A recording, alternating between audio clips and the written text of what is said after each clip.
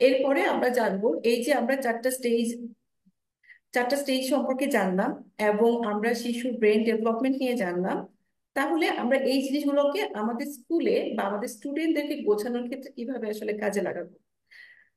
এটাকে বলা হচ্ছে VAK বা ভ্যাক লার্নিং স্টাইল। হ্যাঁ, এটাতে কি বলা হচ্ছে, একটা মানুষ আসলে মূলত তিনটা ভাবে শেখে। এটা হচ্ছে লার্নিং স্টাইল নিয়ে আমি বলছি। আর ইন্টেলিজেন্ট টাইপ আরেকটা টাইপ আছে, ওটা নিয়েও আপনারা শিখতে পারবেন ভবিষ্যতে, বাট আমি এখানে শুধুমাত্র লার্নিং স্টাইল নিয়ে বলছি। এই যে লার্নিং স্টাইল, সেই লার্নিং স্টাইলে বলছে ব্যাকের লার্নিং স্টাইল, ভিতে ভিজুয়াল, তার মানে আমরা চোখে দেখে শিখি। আমরা প্রচুর জিনিস চোখে দেখে শিখি। তার মানে এই যে তিনটা লার্নিং স্টাইলের কথা আমি বলছি, একটা শিশু যে কোনো একটা লার্নিং স্টাইলে সবচেয়ে বেশি প্রমিনেন্ট থাকতে পারে। তার মানে যে ভিজুয়াল লার্নিং স্টাইল, সে সবচেয়ে বেশি ইনফরমেশন ভিজুয়ালি নিবে। সে কিন্তু কানে শুনে বা অডিটরি অথবা কাইনেস্থেটিক্যালি কম নিবে, রাদার দেন সে ভিজুয়ালি বেশি ইনফরমেশন রিসিভ করবে বা অ্যাবজর্ব করবে।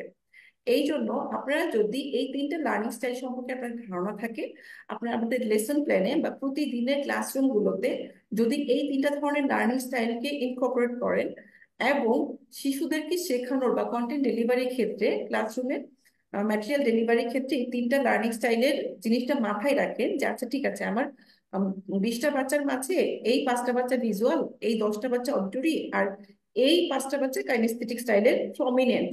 আমি বলছি না যে উম একটা একটা মানুষ একটা জিনিসে থাকলে সে অন্য কোনো ভাবে নিবেই না ইনফরমেশন, এরকম হবে না কিন্তু।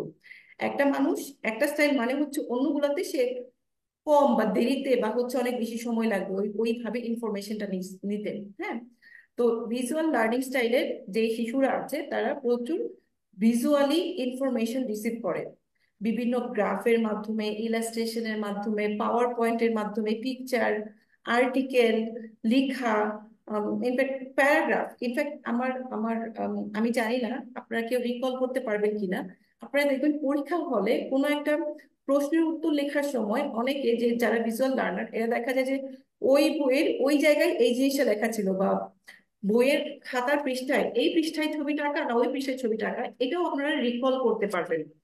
কারণ হচ্ছে আমরা ভিজুয়ালি অনেক ইনফরমেশন জাস্ট ছবি আকারে জিনিসটা ব্রেনে রিসিভ করে সেভ করে রাখি। ভিজুয়াল লার্নিং স্টাইলে যারা বেশি শেখে তারা কিন্তু এটা আরো বেশি করে নেয়, তারা একদম ওয়ার্ড বাই ওয়ার্ড জিনিসগুলোকে মনে রাখতে পারে ছবি চোখ দিয়ে দেখার মাধ্যমে। এরপরে যে স্টাইলটার কথা বলবো আমি, সেটা হচ্ছে অডিটরি লার্নিং স্টাইল। এটা হচ্ছে কনভারসেশনের মাধ্যমে, কমিউনিকেশনের মাধ্যমে, কানে শোনার মাধ্যমে, গ্রুপ ওয়ার্কের মাধ্যমে, ওরাল প্রেজেন্টেশনের মাধ্যমে, ভিডিও দেখার মাধ্যমে অডিটরি লার্নিং স্টাইলটা কাজ করে। আপনারা দেখবেন যে অনেকে আছেন, আমি আমি জানি আপনারা অনেকে মিলাইতে পারবেন এটা, অনেকে আছেন নিজে পড়েছেন কিন্তু বেশি একটা মনে রাখতে পারছেন না, কিন্তু আরেকজনকে বুঝাইতে গেছেন তখন আবার ঠিক মনে থাকতেছে আপনার। তার কারণ হচ্ছে আপনি হয়তোবা অডিটরি প্রমিনেন্ট, অথবা আপনার অডিটরিটা কমপ্লিট হয়নি লার্নিং এর মধ্যে, এই জন্য আপনি অডিটরিটা যখন কমপ্লিট করেছেন তখন আপনার এটা মনে থাকছে। এই জন্যই দেখবেন যে অনেকের ছোটবেলায় দেখতাম বাবা মারা বলতো যে চোখে খালি দেখলে হবে না, জোরে জোরে পড়, জোরে জোরে পড়লে আসলে কানে ঢুকে। তো আমি চোখেও দেখছি কানেও ঢুকছে, এইভাবে আমরা আসলে দুইটা লার্নিং স্টাইল কভার করে ফেলছি।